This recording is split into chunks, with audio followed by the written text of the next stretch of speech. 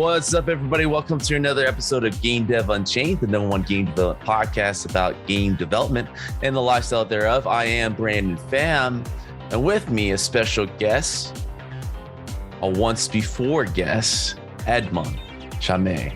How do you say your last name? Did I say Chaumette.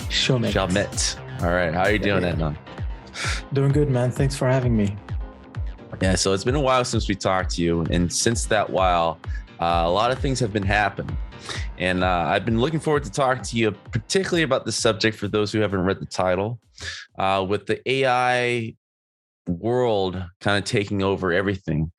Coming from you being like a technical artist by trade, you're kind of used to building software to help artists. And then this kind of came along, quote unquote, to help artists, right? I would love to kind of hear your opinion. But before we get into that, could you give a quick intro about yourself to those that are joining us? Sure. So I'm Adnan. I've been in the gaming industry for about 8 years now. And I initially started as a 3D artist, and then I got really frustrated with the 3D workflow and decided to be a tech artist. I've worked at Quixel for a couple of years. Then they got acquired by Epic Games. I worked there for 6 months before starting Polygon Flow, my own company, which is basically doing a plugins library, kind of like a tool, kind of like Megascans, but it's just a whole bunch of tools that aim to solve very specific problems, whether it's like you want to scatter, you want to create pipes and whatnot. And so, yeah, that's who I am and what I'm doing. Yeah, as mentioned before, AI is such a big topic for this year on the podcast for all artists. It's having such an impact, and it's happening pretty fast. I mentioned this many times. It felt like the last 6 months have been supercharged in a way that I haven't seen new technology being thrown and embraced in the gaming or at least game development scene. I guess to preface all this conversation, when were you first kind of privy to this technology coming onto? Yeah.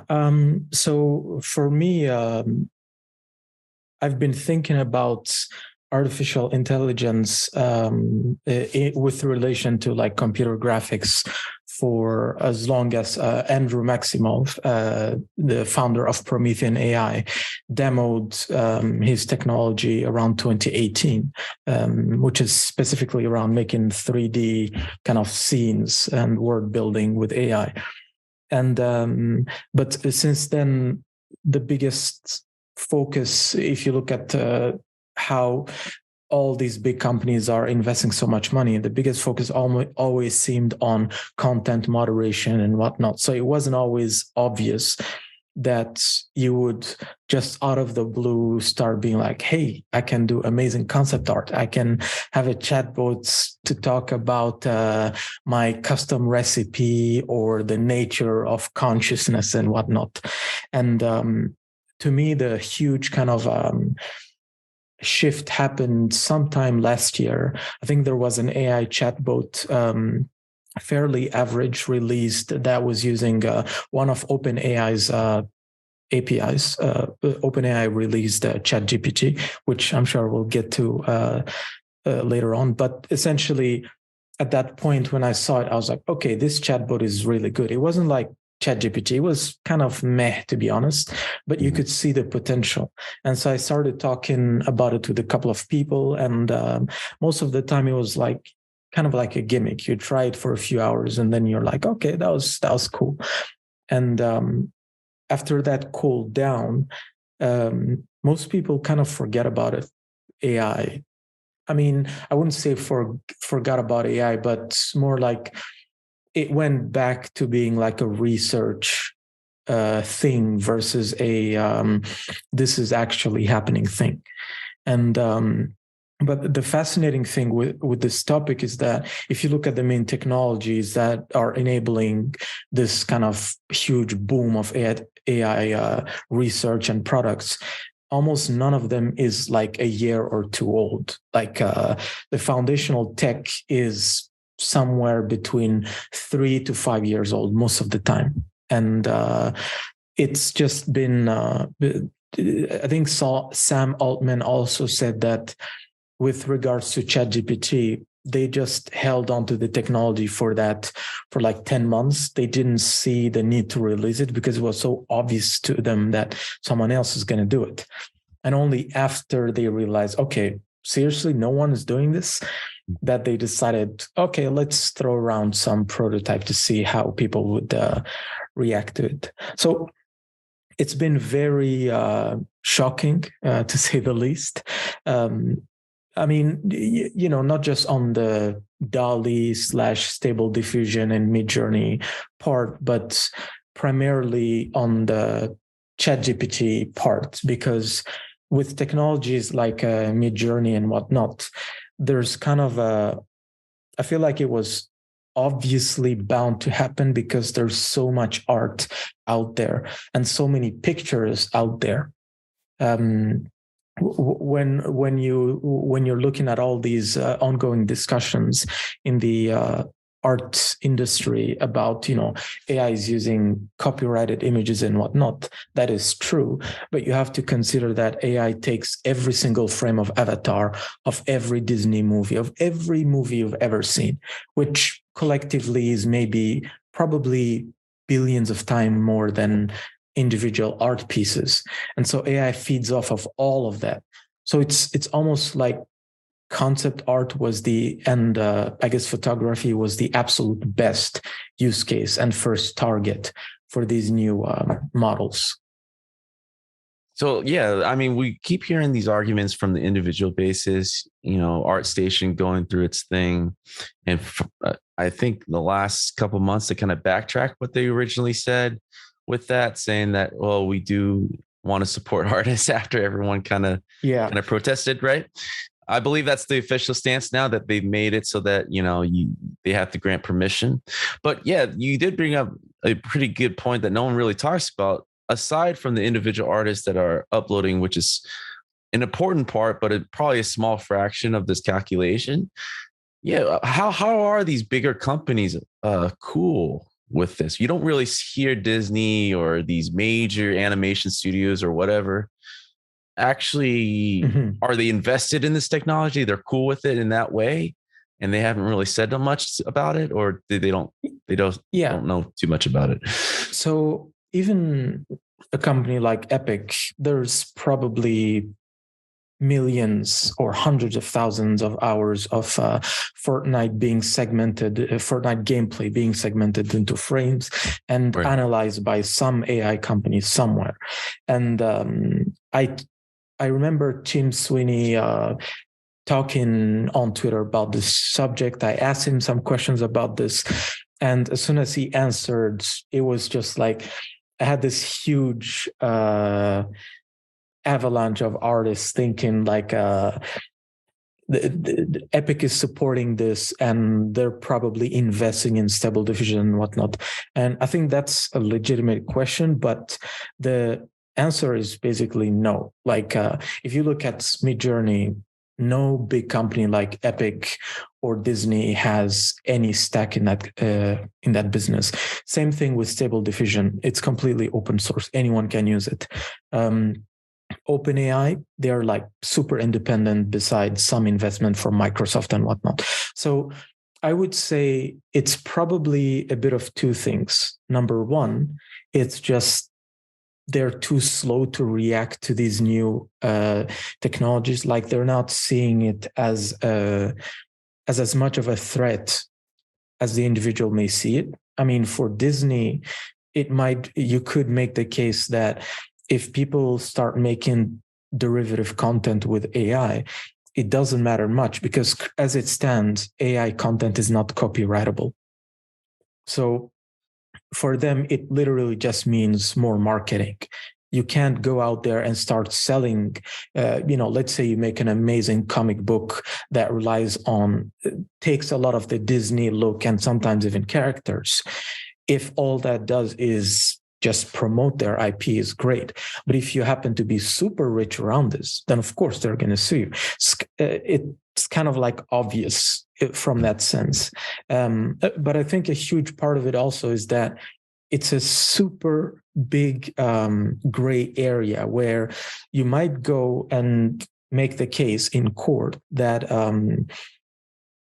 technically when these kind of web scraping companies like the company that basically took all this content for Stable Diffusion and a couple of others is named Lion 5B. 5B means 5 billion images. And what you could go out there and say, well, they took all of my art and I didn't give them consent, which is true. But then if you try to build a really strong court case around this, other people are going to say, okay, but if that's technically true, why do you have fan art on ArtStation? Because that's way worse since you actually drew this by hand and Disney never explicitly gave to most people the permission to do it. In fact, most fan art just hinges on this idea of fair use, but it's not uncommon for big companies to sue individual artists for derivative work when they feel like it. So for big companies, you could really make the case that if they try to sue some AI company, the AI company might just be saying, like, okay, but what about those guys? Like Google takes all of this content online and kind of creates a mishmash of it to make search better. If you're saying that we can't take all the pictures online, sometimes through Google Image, then why are they doing it? And then you're bringing Google into the fray. And now it's like a huge discussion where you can't really win a court case against Google with an argument like this without us effectively breaking the internet almost. Like it's a very, very delicate issue. And I think in the art industry, we're not appreciating that. We're not appreciating the fact that, you know, so many authors and writers and bloggers have had their content stolen as well to feed to AIs like ChatGPT and whatnot. There's not a similar backlash, at least not to the same extent, because for the most part, it's just insanely hard to argue for or against. I mean, you could, from an ethical point of view, say that this is bad. And I think it's really bad that you spend so much work creating amazing stuff, AI steals it, and then anyone else can do what you've done. I think it's not good. I think consent should have been asked, but I can understand why big companies don't want to sue and why to some extent, most of us have been doing that quite a bit. Like I remember doing a fan art environment on Uncharted. I remember wanting to do a fan art on Secret of Mana, some super old Square Enix games. Like it's too tricky, basically, on that avenue. Yeah, it is very tricky. I mean, I am aware of at least one lawsuit. There's like a trio of artists teaming up with a lawyer to try to sue Midjourney and Stable Diffusion. That's still ongoing and be kind of interesting because I think it's the first of its kind that we heard that is going up against the AI.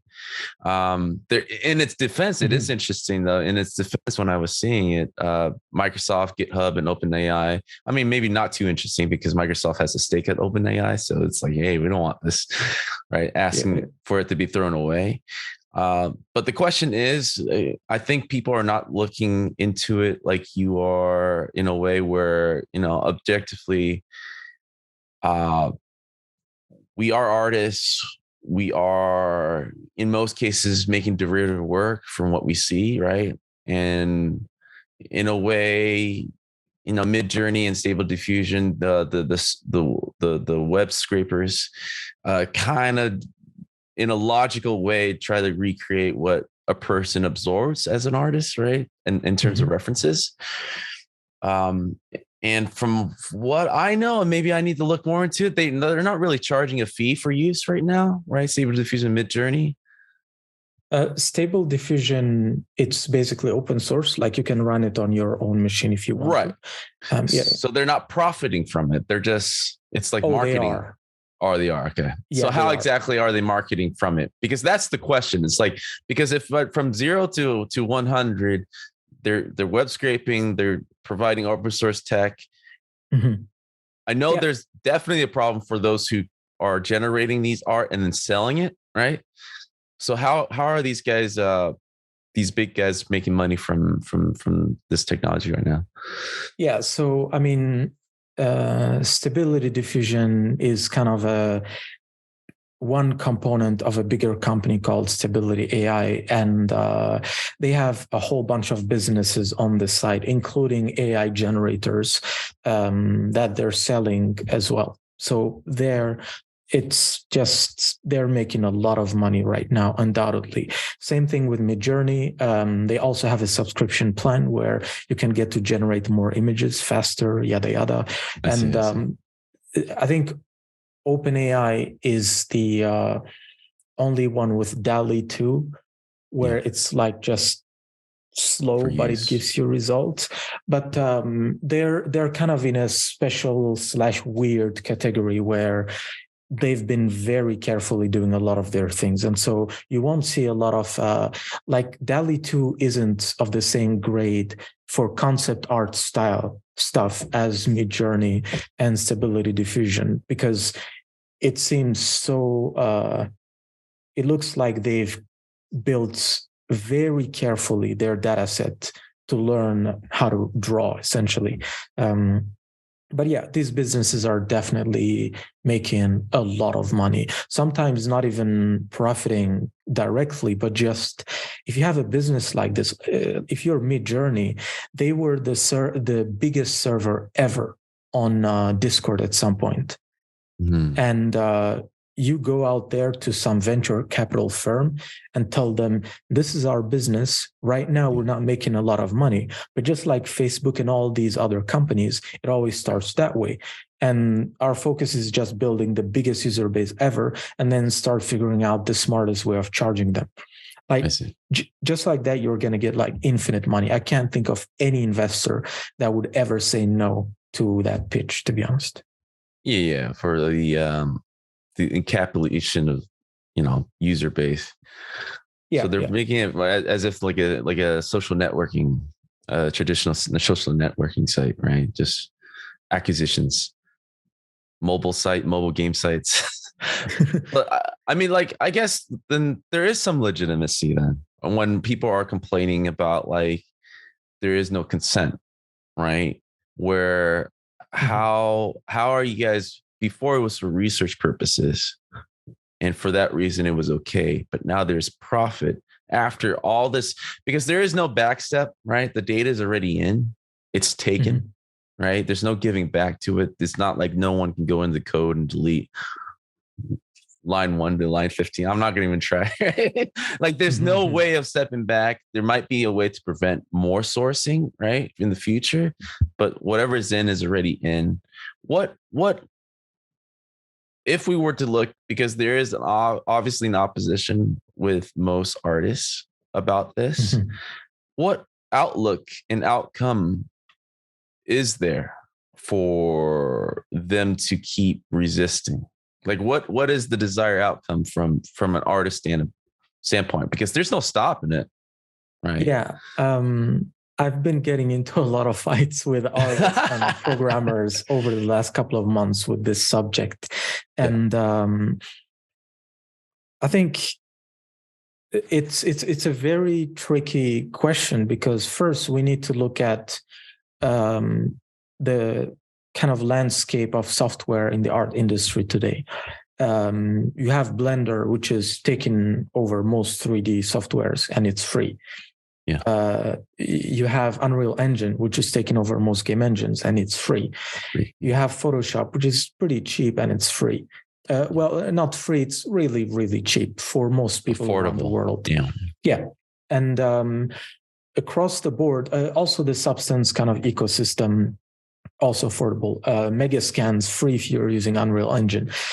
Basically, what happened in the software world essentially is, and I was seeing this a lot at Quixel, is artists are just really, really not interested in investing in good software. And or rather, they underestimate how much R&D and work it takes to create the technology that they have today. So if you look at Blender today, it's like, okay, they have this beautiful PBR viewport and whatnot. It took billions of dollars from companies like Disney to invest and make papers and so on. And then you have Epic. Thanks to Fortnite, they're now giving the engine for free to everyone. Basically, you could go on. Unity is mostly funded by ads. Megascan is funded by Fortnite. Substance, to some extent, is funded by Adobe's bigger products. It's a very weird situation. Like, it's really, really rare to be in a situation like this where there aren't that many artists to create a situation like Facebook and Twitter, where those services are free and you are the product. In that case, it makes sense because there are hundreds of millions of people and the analytics that you can extract is valuable. But in the case of 3D and 2D software, there's not that many people. Most of these softwares don't have good analytic systems at all. And so everyone, like Epic's strategy is just, if we give this engine for free, we widen the market, which means more people are trying to make games, which means more indie games are successful using our engine, which means we get 12% or whatever it was from them. But what the problem here is, as an individual artist, I could go to Epic, like what happened with the ArtStation situation, and just say, hey, Epic, I don't like what you did with ArtStation.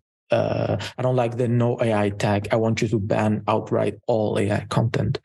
And Epic could just say no. And you can't do anything. You can't boycott them because they're not getting anything from you. They're getting most of the revenues from kids stealing their mom's card to buy Fortnite V-Bucks. And it's the same problem across the board. Like, there's not a single big software that I can think of where a boycott in the 3D or computer graphics world could work, because it's just funded by other people. So that problem was already really bad before AI came in. But now that AI is into the picture, what you have essentially is these companies were not prepared for such a huge AI shift, at least this soon. Like, I think maybe Substance or Allegorithmic is the only team that has an AI department that's like seriously committed to AI and have had it for some time, where they're doing a lot of R&D and so on. Epic, as far as I know, on the 3D game engine side, Unity, Blender, Maya, none of them has it. Not Cinema 4D, nobody.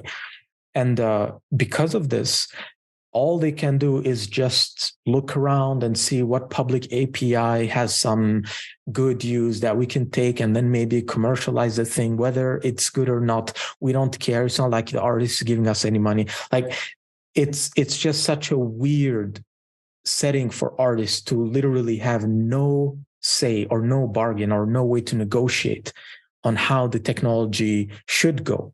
So back to your question, I think the big problem now is we just haven't funded the people that could have given to artists a future that is suitable for them. Like for Microsoft and so on, releasing DALL-E 2, it's not even about crushing artists or whatnot. You often see a lot of discussions where artists say AI people disrespect us and whatnot. I think it's just most AI, these big AI companies, they don't even think of artists in that sense. We're not even in their minds. It's for them, it's just like, okay, writing is something that is not accessible for most people around the world. It took decades. You look at continents like Africa, it took decades to get most people to a point that's where they were literate. And India as well, they've been struggling a lot over the last couple of decades to really become the great country that they are today. And a lot of it thanks to writing and teaching people how to use software and whatnot. And drawing is kind of similar, where I mean, the rationale is just that what matters at the end of the day isn't that you know how to make the most beautiful brush strokes, but rather what story are you trying to tell? So for a lot of these companies, the idea isn't that we want to make storytelling easier. It's just if you have great stories, but you don't know how to draw, you should be able to tell your great stories anyway. And so for a lot of artists, what that means is you need to focus so much more on essentially what the heck are you trying to do with your life? Like, are you just gonna pump out concept after concept on some random game? Are you going to be a material artist, a character artist? Good. Your main asset in the future is going to be how good are you at conveying stories? But I really don't see a scenario where within this decade, at least, a lot of the jobs in the computer graphics industry aren't affected. Like I see the concept art world being cut by a huge chunk, not because concept art is easy, but because there's too much drawings and pictures out there to do good enough. And good enough is good enough for most companies. Like you could be the best concept artist out there, but if we don't have enough money to hire you, just use AI. And there's artists are right to be pissed. I think it's just tricky to know where to channel that frustration.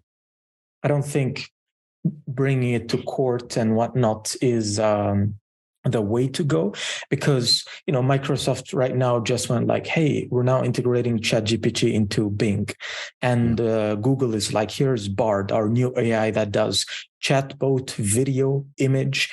Everyone is going to do this, and you have to be like insane to think that some small GoFundMe from some gaming industry artists are going to break the whole thing. It's not even like a David versus Goliath situation. It's just that from a legal point of view, these companies have really looked at the whole situation and made an assessment and then made investments, essentially. And so for the artists, to me, the question is just, okay, if we suppose that this technology is here to stay, if, like you said earlier, our data has already been stolen, we can't do much about it at this point. What is the next step? Like, should I start using it? Should I start maybe not using it, but focusing a lot more on giving a specific identity to my art style? There's a lot of artists out there that have an amazing style. And I think it's going to make a lot of sense for them to just keep going because they have a lot to gain now more than ever. And to be honest, I think it's just going to be that more personal touch on your artwork and thinking about how to use AI in your work. I don't see a future where it's like there's a lawsuit, that a court case that's been won. Suddenly all these companies are like, okay, we're backing off. Microsoft goes like, 10 billion down the drain. De-invest. Yeah. No, it is. There's a lot of points that you made that made a lot of sense. And in the simplest form, I mean, this train is already moving. It's going into this direction. And for a lot of people, it's known. And for those who are still resisting it, it's the unknown. It is an age where we are either redefining or defining, depending on what your perspective is, what creativity really is, right? And for a lot of artists, they weren't prepared for this. And they're the ones that spent 10,000 hours to perfect holding the pencil, right? And now are kind of reminded that we are creating at the end an entertainment piece for profit. And in most cases, like you said, good enough works just fine, right? And for those who are developing their own style or unique enough, that's great. but we are at a point where it is keep feeding into the machine that will be able to replicate that style within a second. I agree with you. There are a lot of artists. The one thing I keep hearing people say is that, yes, there are a lot of people freaking out, and they're comparing this to like the age of the calculator, when mathematicians everywhere were upset that the calculator was invented, right? It is more different than that, obviously, because creativity has always been a human imperfection, right? It was something that we own as a, it was kind of like our thing, that imagination and computer can't replicate, right? But a programmer out in the distance said, actually, if I just take your process and method, I can replicate that the same way, and then times a million or trillion in terms of results in time in second, right? And I agree with you. Like, there needs to be a reevaluation of the self instead of trying to stop this train from going. Because, like you said, these bigger companies, once the bigger companies already picked a side, which they have, they like AI, they see it as the next evolution of search engines, of internet 3.0, whatever, what they call it. Is it still 2.0 or 3.0? They keep changes every day.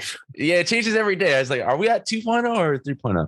But the next age of 3.0, right? Because, the VR, AI, this is all part of the same technology that's supposed to drive, innovation to the next step. They're already on that side. They, like you said, evaluated, made their due process of making sure where this is going. And they said it's perfectly fine to put $10 billion plus into this with no repercussions of it being, deleted or have to retract, right? They are set to go. And even to the point where Google is like, holy crap, this is a crisis. Had a red alert meeting, and like, we need to start jumping on this bandwagon of the next big thing. And so, like, I agree with you. I don't think a few artists making some noise will do anything. And I think, if anything, they kind of know that, right? It's more about what can we get out of this, more so than we're going to stop this whole thing from ever happening. Or making these very successful companies retract their technology. and like, I guess we got to do something else, right? So it's a lot to ask at this point from what's going on right now. I think a lot of it is just a legitimate frustration that this thing happened without our say, and I think it's completely legitimate frustration, and it's just that it's been a long time in the making. The gaming industry or the computer graphics industry is like the graveyard of tech startups, where so many companies, Autodesk, most of their money does not come from their 3D software. Like, their media entertainment division makes something like represent 4.8 or something % of their revenue in total. I don't think Unreal Engine is even a blip into Epic's revenue. And so it's just, there's no, you always need to have this delicate balance of, there's a huge industry or huge consumer space feeding a bunch of companies to give them software. And it's a good balance to have. In this industry, that just does not exist at all. Like, you could, Substance, if you look at Substance Painter, in this day and age, you literally cannot texture your 3D object without Substance Painter. You could go to Mixer. Quixel hasn't updated it since I don't know when. You could go to Mari, but hey, that's just another beast completely. So it's like, Substance has the best tellable material creation software and the best texture painting software. if tomorrow, if they weren't acquired by Adobe and they needed to push their pricing by $5, there would be a huge uproar and a huge demand for boycott and whatnot. And it's one of those things where you can understand it when you're selling to like the masses, but this is a very small industry. And most artists just don't understand that all the companies that have been giving them, to some extent, their every technology that enables them to be artists, whether it's from Photoshop to Maya and whatnot, all of them at some point were hanging in by a thread. And then they had to get acquired or something had to happen for them to survive. And so to me, the biggest shift that needs to happen in the art industry beyond, like you said earlier, redefining what creativity is, it's just thinking more deeply about how do you support the people that you think are building a future you believe in. Yeah. If it's Epic, great. Make sure that you are supporting that company. Make sure that you are supporting Unreal Engine. If it's Unity, Blender, whatever. You just need to support your technology providers so that as AI continues to evolve, they have every incentive to satisfy you. Because right now, Microsoft has every incentive to satisfy 8 billion people. And if 200 million people, not even 5 million people, are going to lose their job there, for them, it's like, whatever. So that to me is really the biggest change that needs to happen in the industry. It's just think like you can't be out there arguing every day, we are artists who are being paid too cheap. But then you have people at Substance I remember at Quixel, we used to be talking with companies sometimes, and they'd be like way late into their deadline, have a big project and don't have enough people to make all the content they need. And we could save them anywhere between $200 to like $500,000+, where it's just, we have all this content, it literally would fit right into your project. But getting them to move above $5,000 or $10,000 to save hundreds of thousands of dollars was just an insane battle. And sometimes even with individual artists, getting them to pay, I think it was like $108 and $28 or something for the indie model. Even there, you still had people going like, it's too cheap to get 10,000 assets for $100.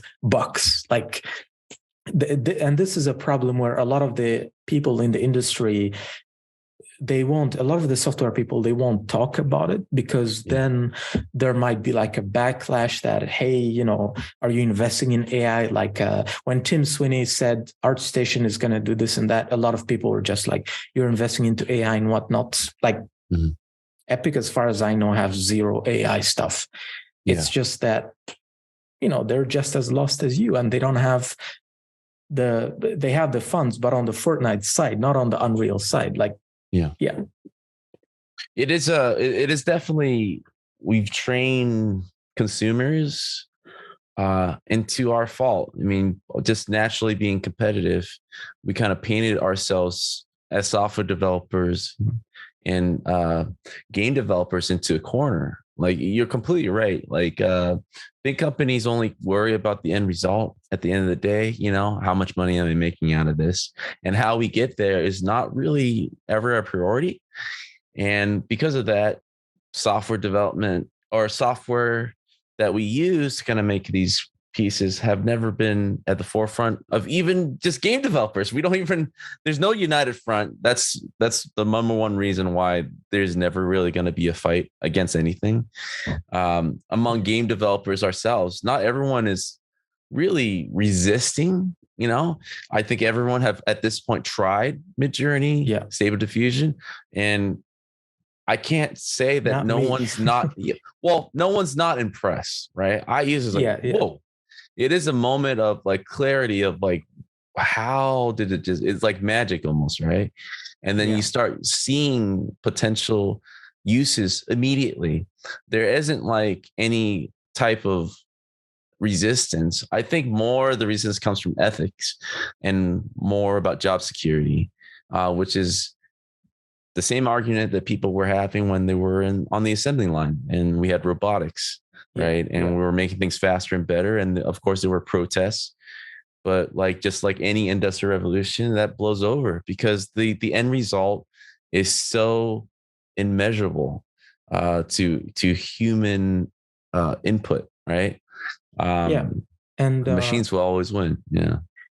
Now, I was just also going to say that full disclosure, at Polygon Flow, we are not working on some AI overlord thingy. I really, the reason why I've basically refrained from touching Midjourney or Stable Diffusion is just that, to me, it's not even like the soul artist thing. I want to preserve that. I don't believe in that stuff. It's just, I don't think this is the way that art should be produced. Not from you describe, you get the thing, but that these technologies right now, it's too early. It's too robotic, ironically.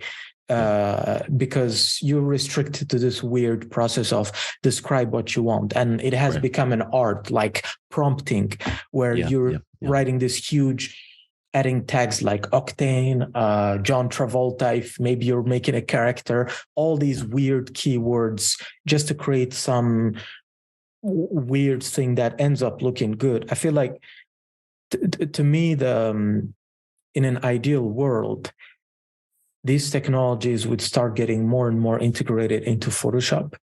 Yeah. And this is happening, thankfully, depending on where you are into this opinion. And kind of as it keeps evolving, you're likely going to start seeing, like, you can just paint away some objects and replace them with something. You can paint a face and just slide your mouse to make it look elsewhere.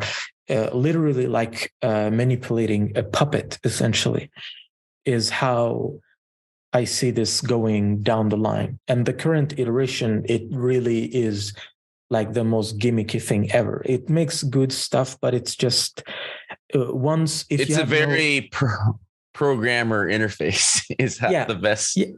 Yeah, it's a very, very programmer interface. But I think where things will get really wild is that you right now have a race of two technologies. Number one, you have companies like NVIDIA further improving stuff like real-time ray tracing and whatnot with better GPUs every year. It's getting harder and harder to make better hardware because it's getting too big, too big, too complex. And so that's one race. Like, let's say in 2030, it's possible that you're going to get like high quality V-Ray render, great stuff in runtime in Unreal Engine. It's possible. But if you have Midjourney, for example, and these other companies also getting insanely fast at generating images, then suddenly you don't need a 3D scene. You're not playing a 3D game. It's just an insane amount of images generated at runtime. Mm-hmm. And I've been speaking with a couple of Epic and Adobe and the Foundry folks over the last couple of weeks about this, where I feel like it's really likely that AI is just going to get so fast at some point that all the 3D content is just not needed anymore.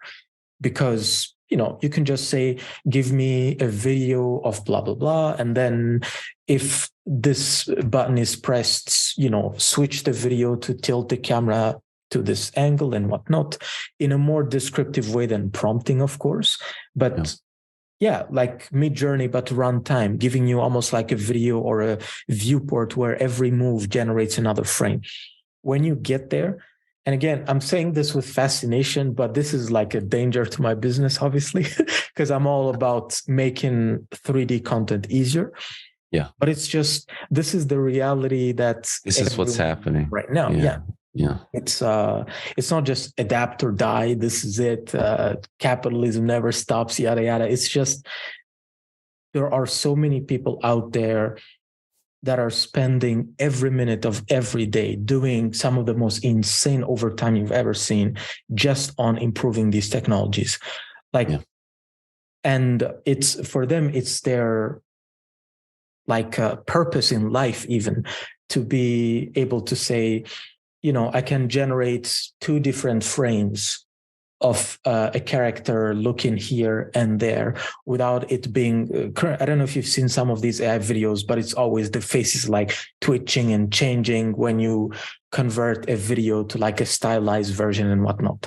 It gives you like a blurry thingy, essentially. And a lot of people right now are just throwing their whole life at this problem. How can I fix the interpolation frames? Frame interpolation. And it's all of these technologies, all of these challenges, if they get solved before we solve real-time ray tracing and global illumination and whatnot, then it's not just 2D that's in danger anymore. It's also 3D. So it's a very, I feel like the one thing that I hate about the AI conversation is that there is no angle. I'm sure we're going to see a lot of people going like, yes, this is going to aid artists and whatnot. And I think it can, but I really also believe that it's going to replace artists. yeah. Like it's not going to be an either or. It's just a project like, I don't know, Red Dead Redemption 2 happening for 6-7+ years, about 3,000 people working on it. James Cameron's Avatar 2 happening since 2013 or 2012. Like, if today you, Brandon, you're like, I would love to create a movie of Avatar scale, and or me, I want to do that, we're just going to be like, yeah, it's going to be a good idea. And then we go back to adjusting some vertices in our 3D software because the budgets are just insane to do that. Like it took James Cameron his whole life essentially to get to a point where today he can just make multiple movies in succession and getting budget approval before they're even out. Yeah. And I think in the long term, a lot of these companies like OpenAI, Midjourney, and Microsoft, the future that they're working towards is one where you can sit down and work for a month to make a movie of that scale. You're going to hear people saying you can do that in a week. That's kind of BS. It's going to take a lot of time. Even if the technology enables you to do it in a week, you're going to spend so much time reflecting. Maybe it's a movie, talking about some family member who had like an insanely extraordinary life and you want to do it justice. And so you spend a lot of time iterating on how it went and yada, yada. Like that can be a very fascinating evolution of the artistic medium, at least digitally. But it does mean, Red Dead Redemption only needs 60 or 600 people for this decade. And then after that, it could be just capped at like 50, where you have like 3, or most people are art directors essentially. And it could mean exactly that. I mean, a lot of what AI and machine learning is enabling is just the amount of labor it takes to create a project. And it's happening, man. Like when I first heard and I first played with it, it's just like, all right, this is the way it is. And kind of go back to what you said about hardware hitting a limitation. I mean, I just look at the Samsung Ultra 23 and it's exactly like last year. So I was like, look, they didn't even change the cosmetics of it. The camera in the front is actually lower pixelation. It's mostly software that's making it better. I was like, all right, we're hitting a wall. Like the 4090 is barely fitting into people's PC. It's like, all right, I'm starting to see harder. It's getting a lot tougher, and it's going to be, like you said, a combination of hardware and software, which is what NVIDIA does a lot now, right? What they're doing to improve quality. right? Yeah. And it does trace all the way back to what they were doing. What was that software where you can kind of show the indentation of a tree and it gives you like, full painting? What was that software? Gauguin. It's called Gauguin or something. So like NVIDIA was been trying to tell us for years where everything was going. and that interface is actually better than the prompting, in my opinion, because at least it's more direct, it's more artist friendly. I definitely see a bunch of memes. I see a bunch of artists who are like public facing in terms of like outcry about AI, but like secretly using it. And by accidentally prompting you as an art director when he's critiquing, I was like, hold on. People, there is kind of like a shaming that's going on with the artist community, which is further dividing our stance on this subject, right? Yeah. Because I do see more than people are saying that they are using this technology, but like it's not popular to be saying that right now. So it's weird. I don't think we've ever had software like that where it's like, I don't use AI, but it's like, dude, you just suddenly became a really badass concept artist overnight. Yeah, I feel like the NFT kind of drama gave a similar situation where a lot of people, they just wanted to see how it works, and then they were just told, oh, so you're for the destruction of the planet. I mean, I don't want to go too deep into the shaming thing, because it's just, to me, that has been one of the most frustrating thing with the art world. And I'm someone who, ever since I was 16, I've been doing plugins and stuff, just publishing them out there to help artists. Like my whole life revolves. That's your whole company thing that we have. Exactly. It just revolves around, hey, let me help you do art faster. Yeah. And not in a let me prompt you way. It's more like, oh, you want to fill a landscape with grass and you want to have like where it's close to the road, it should be smaller, that type of stuff. Here's a slider called like gradient scale. You move that, it makes them smaller near the road. It's all about efficiency. Simple. Yeah. Exactly. And it's just, I haven't touched social media much over the last couple of weeks, but last year it was just drama over drama of just like publishing some statement around AI, and a lot of people obviously giving their opinions, and then in private having people reach out like, yo, I agree, but I'm too scared to say this. Look at what I've been doing on this AI thing and AI that. And it was the same thing with the NFT craze as well, where a lot of people are, just publishing it out there. Some of them did money, some of them didn't, some of them lost money. Yeah. It's just that weirdly, the art industry has become insanely it's a joke, is how I feel. Yeah. Well, here's the funny thing, right? Last year with NFT, it was all about how important digital ownership of artwork was. And then this year, the flip side of that is like suddenly digital ownership should be free for everyone. And when people see that, how we're reacting and how quickly we embrace, I can't help but feel that it was tied that the people who were movers, right, kind of knew that the end of digital ownership was happening and was banking on it, right? Because it ended pretty quickly. As soon as NFT was not a thing anymore, this became a thing, and it was like the opposite philosophy. I've never seen anything like that in the art world, where it was so quick in terms of flipping.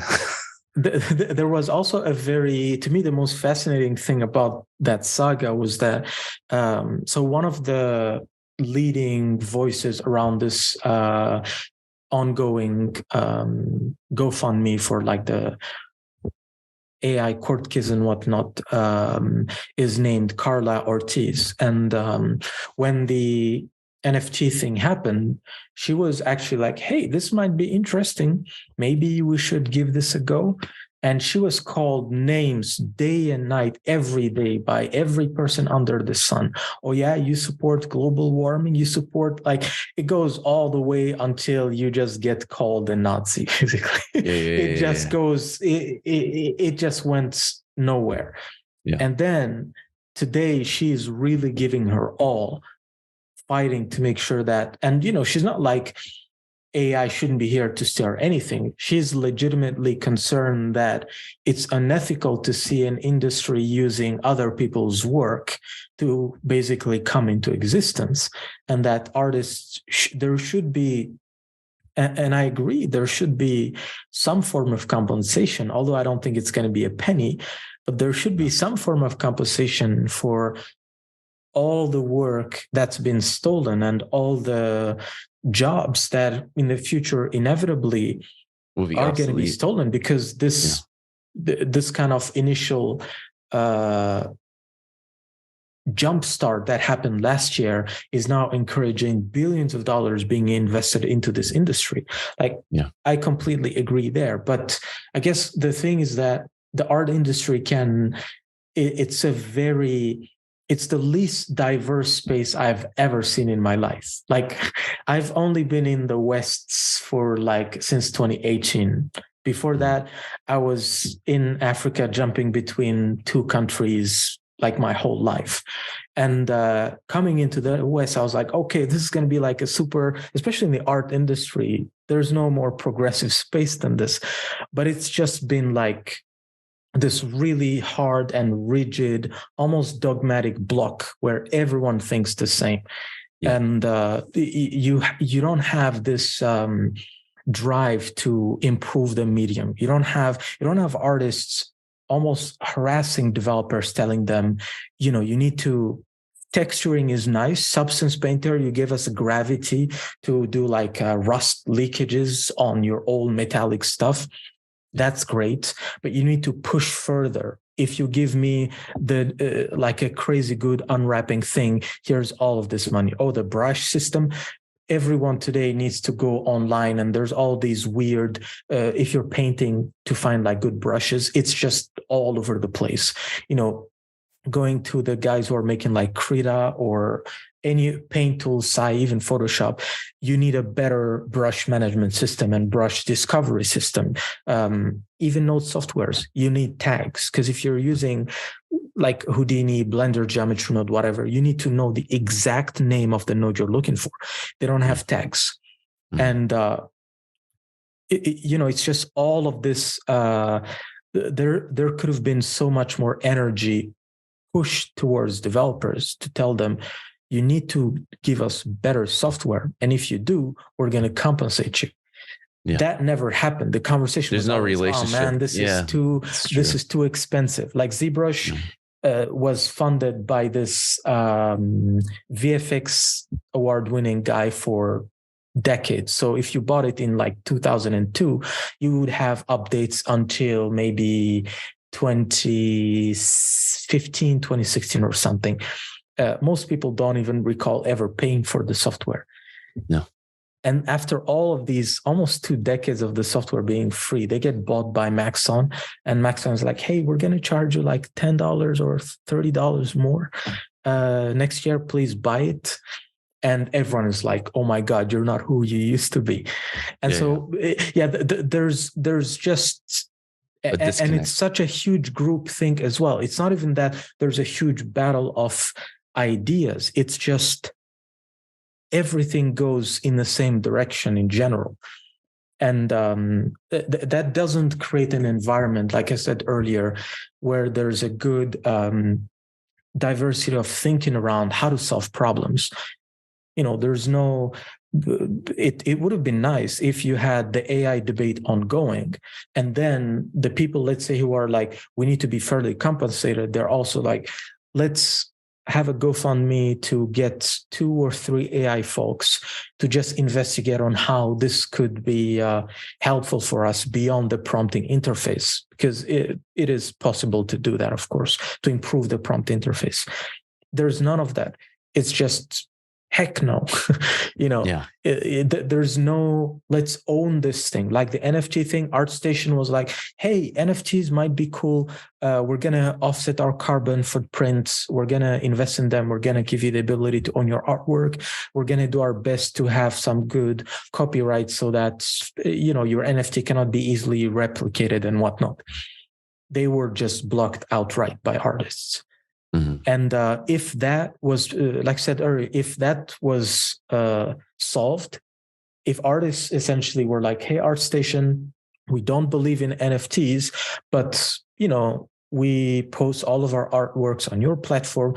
It's not like you're deleting it. It's not like you're charging us an insane amount of money for all of your services.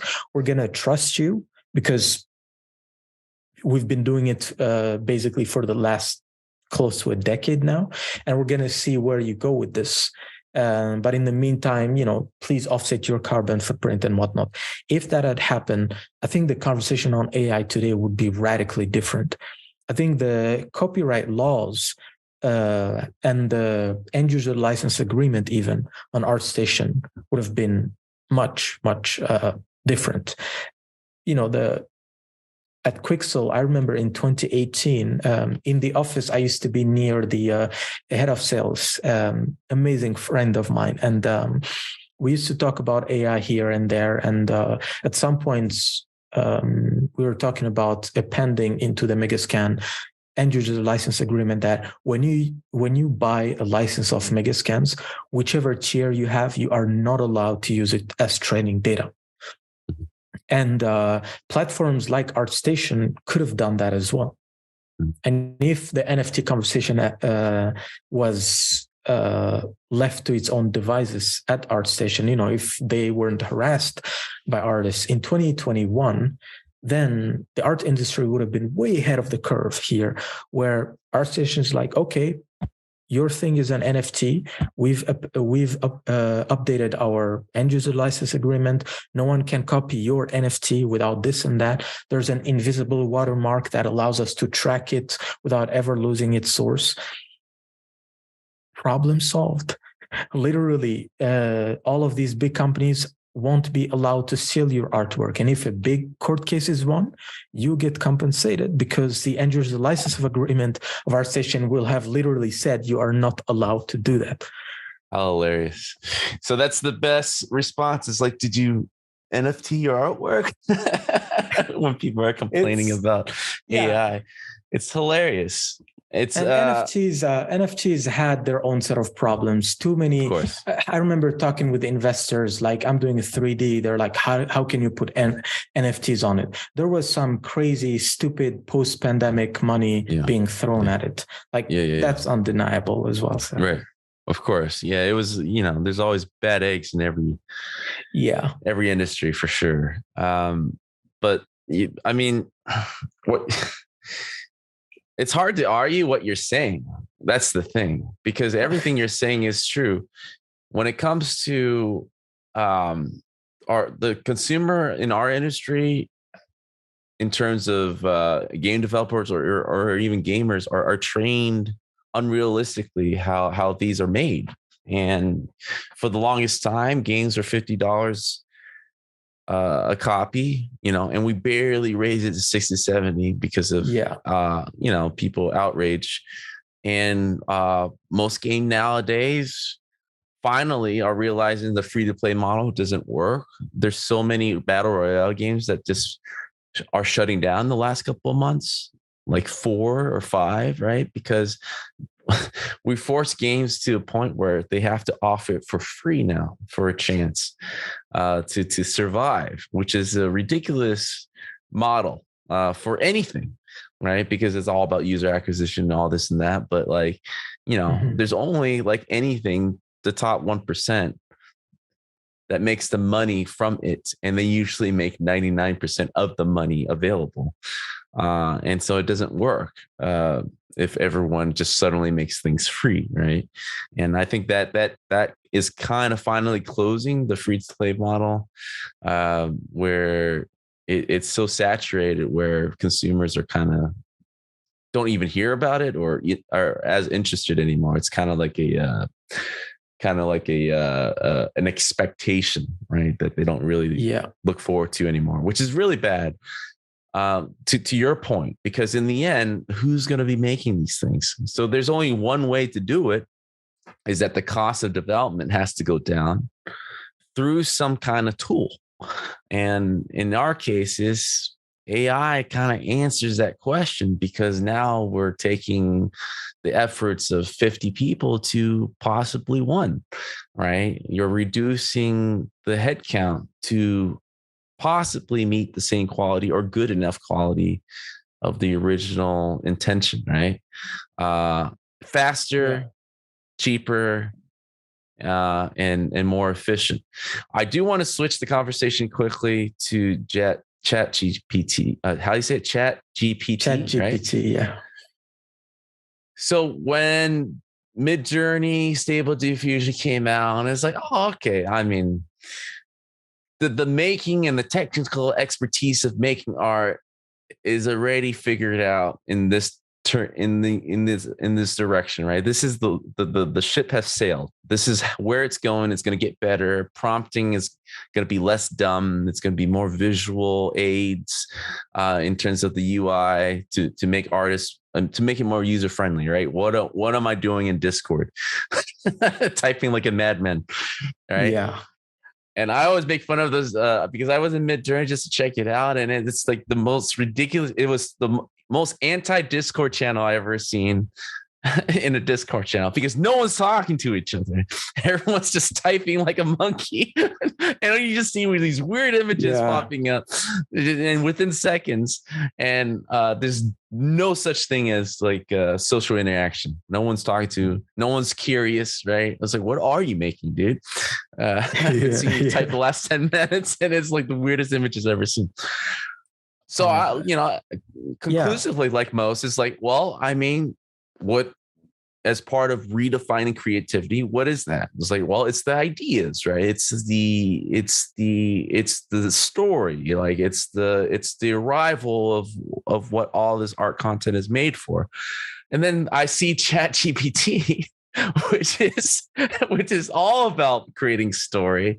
It's all about mixing the history of the world in the voice of an author that you like, and being able to have this brainstorming session that you can pick from in word form, right? And it's like, and now you're seeing like a lot of people, right? I don't even know what to call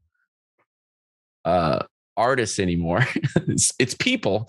They're people that are prompting stories aided by AI art, and they're publishing it on Amazon Books, and it's like, there's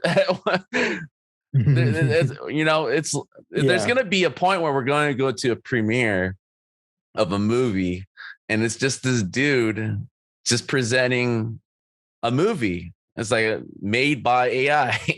We're reaching that point where the person is more like a director, right? And it's reaching a really report. So I would love to kind of hear your thoughts about that other side of creativity there. ChatGPT gave me an identity crisis.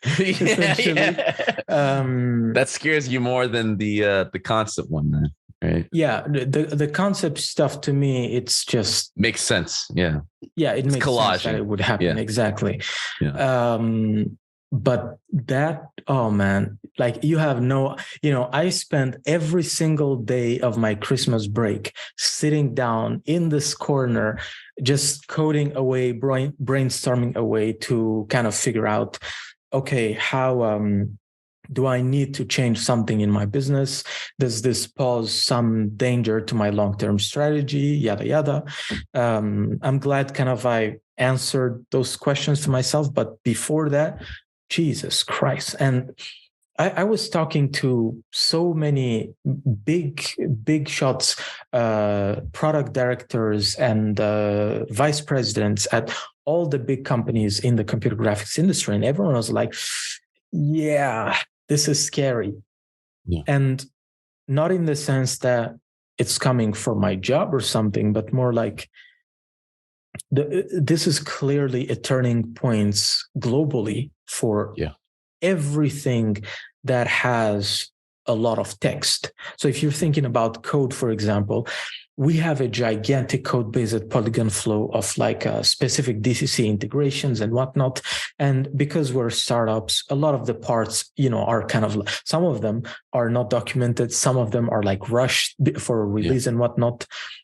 If you have an AI like this, you can essentially tell it, here's all of our code base, document it, and now explain it to me, or make new nodes or new tools based on what we've done so far. And I've tried that. I mean, the technology at this point, ChatGPT has been kind of like limited to the point, to the brim, to be honest. Like, it's super basic, because when it came out, you could give it huge chunks of text and it would be able to consume it and then draw conclusions and give you content away from it.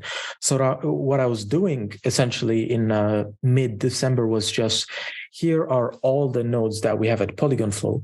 Make me this new node that does something, blah, blah, blah. And it just did it. Like, just like that. And, sometimes there were always some one-liner. But that's like a no-brainer. The cool thing is, I mentioned earlier to you that node softwares don't have tags, for example. It's just you need to know the name. And this is something that we have had to do. We have about 200 nodes, each one about with like roughly eight tags. And we had to type every single one of them. And here I could give it like all of our 8 tags and tell it, give me, instead of having 8, have like 30 and make them better. Like, read the code to better understand what it's doing. And then when it gives me something, I'm just like, okay, make it more artist friendly, make it dumber so that anyone could type those words and we're going to know this is what they mean. And that's exactly what it did. So by doing that, I was like, okay, this is crazy. And I think not even like this is crazy right now, but 3 years from now, 5 years from now, 6 years from now, I don't think 2030 is going to look like anything we've ever seen before. I think it's just, and this is what ChatGPT to me really meant, is that we have no idea about what's to come. We really are not ready, not in a like a bad or a good sense, no clue where it's going to go. It's just, so much of what we're doing relies on search. So much of what we're doing relies on documenting content, Notion, Slack, Google Docs.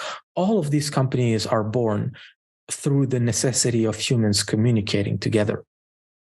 And this thing just comes into the fray and just breaks all those assumptions.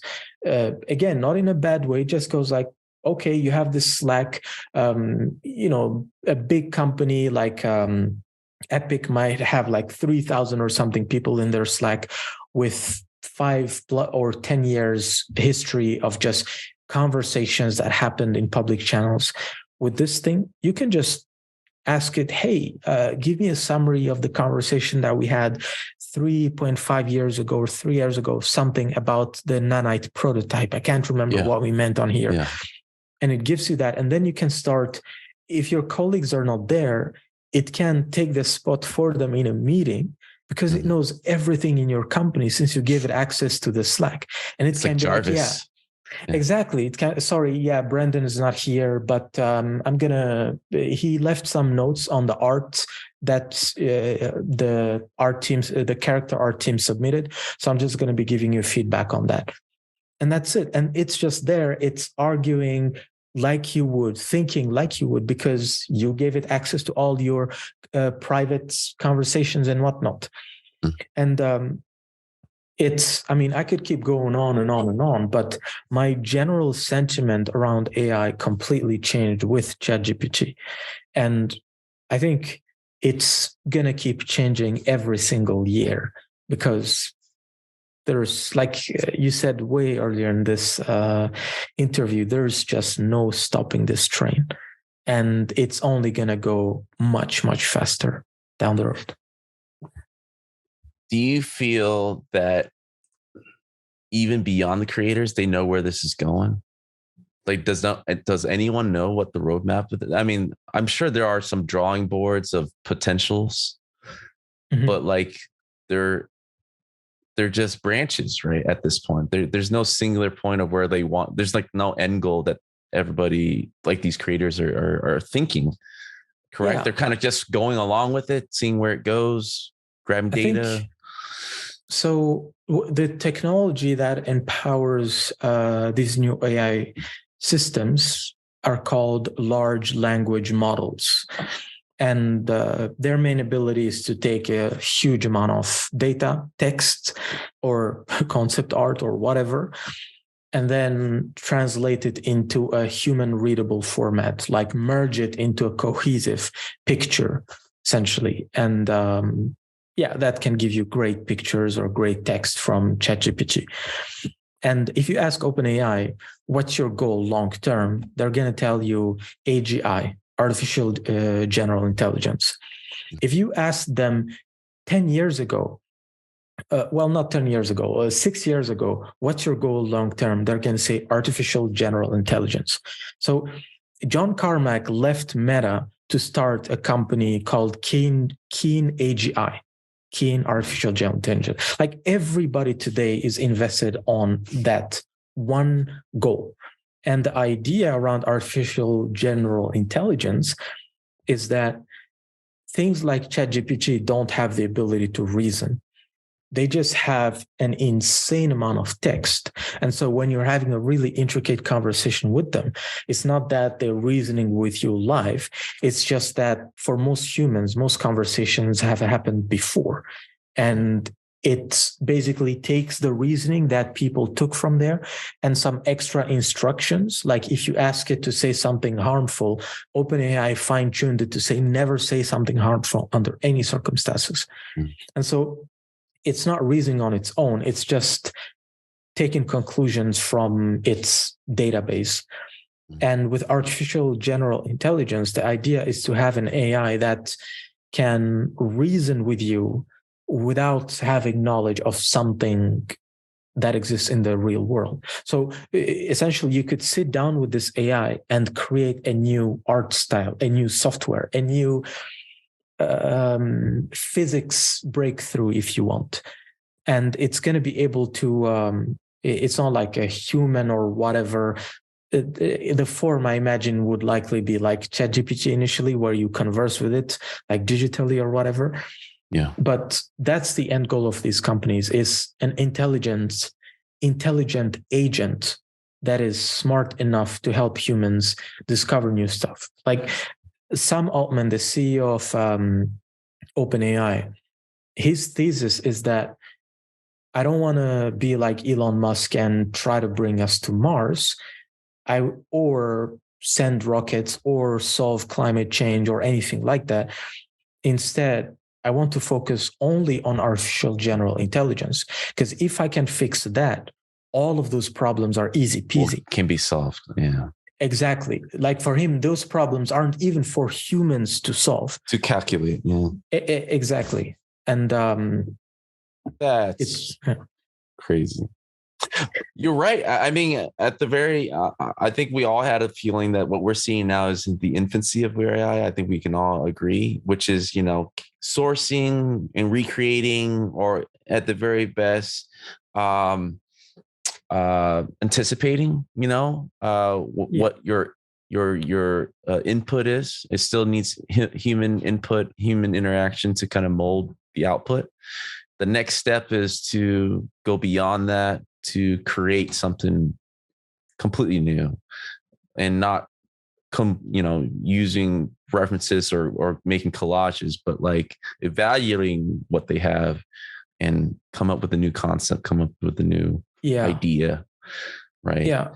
And I think that, we tend to be very worried, we as a species, about dystopias. And so you have movies like Blade Runner predicting 2019 being this dystopic world where corporations own everything. They have androids or as mercenaries or whatever.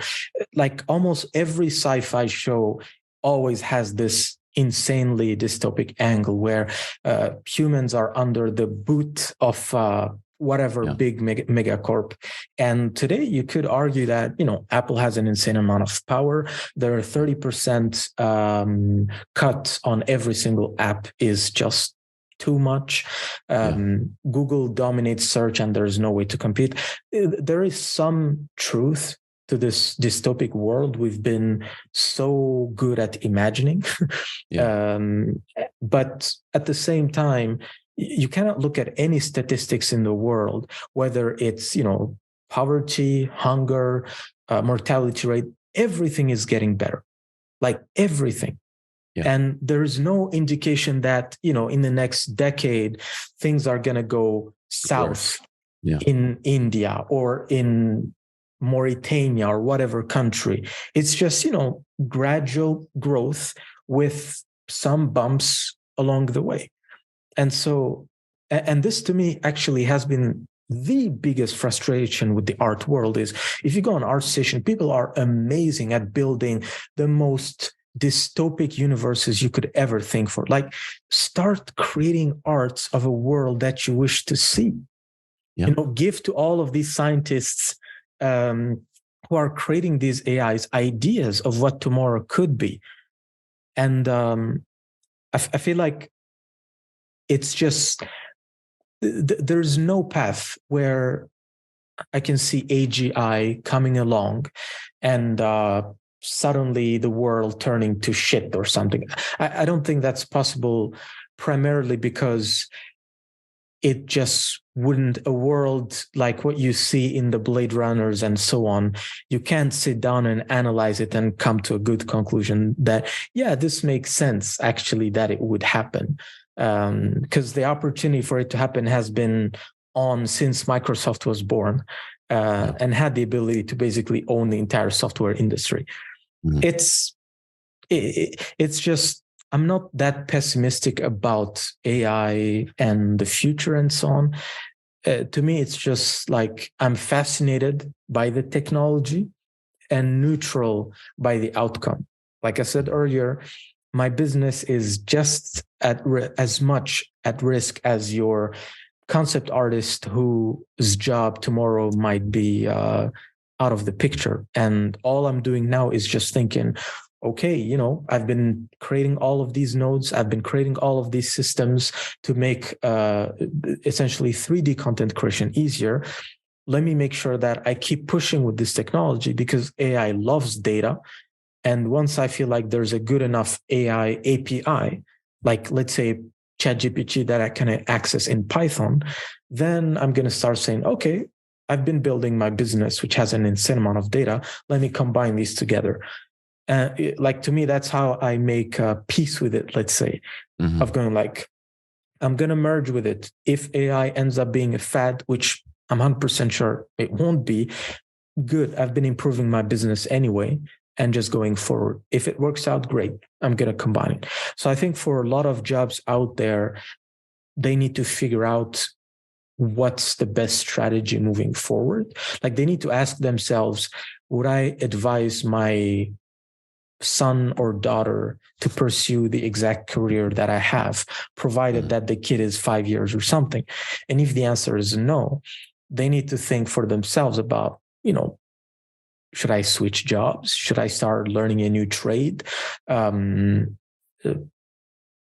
It's just like, especially in the creative industry, I think it's wrong to assume that anything you're doing today is going to be relevant in 10 years. Not that it's not going to be, but just stay neutral. Don't camp on a position. Because again, like I said earlier, we had no clue any of this was coming a year and a half ago. Everyone was just raging on NFTs in 2021. And then bam, here's pictures with 2 words. Here's an AI that you can talk to about anything. So my advice to artists and really anyone in the computer graphics industry would be, take a step back and think about the big picture. Assume that they succeed, assume that they fail, and weigh both outcomes to figure out where the heck you want to be in 10 years from now. I think that's a perfect endpoint to kind of stop the interview. I think in the end, I'll just add it where if you can't beat them, join them. And if you're not caught up with the AI art latest news, you'll soon be written out of the picture. It's kind of what you're saying, and I completely agree with you. It is very, I think anybody, not just concept artists, but anybody in this industry need to look seriously what the next 5 to 10 years. I mean, you're completely right. You know, I have kids of my own. Would I advise them to do the same? It's like, it's so uncertain with what this means. I don't think obviously game development will cease to exist for humans, right? But I do see that more and more solo development. I mean, it's already trending that way, right? It's taking less and less artists to band together to create games that would take a larger team years ago to do, right? Yeah. It's already, I mean, we're hearing more and more about the solo developer, and we're not talking about like a farming simulator top down. We're talking about AAA quality that seemed impossible, like as if someone's trying to make Avatar right now on their own, happening every 2-3 years, right? And I think that's the only certainty I see with the game industry in terms of trend, that it is taking less and less people needing to present an idea completely without any sacrifice in quality and graphics, right? So yeah, absolutely. I think if you're trying to prepare yourself, that should be well within your goals of what you want to do the next 5-10 years. And that, I think, will make people more excited, where they don't have to always form a bigger team to do things, and can see how AI can play a part in part of the process. But man, thank you for coming on. You opened my eyes up on a lot of parts of this subject, making me think a lot harder than I planned to this morning over in California. Sorry about that. No, but like, this is, I think people who are listening to this are going to treat these things a lot more serious. I think people who are resisting are treating it seriously, not to underplay them, but I think they are thinking of it in the wrong terms. They're just delaying the inevitable. And I think the faster you are to kind of stay neutral, pay attention, but I think the faster you are to kind of utilize what's there, it's because in the end, it is about competition, right?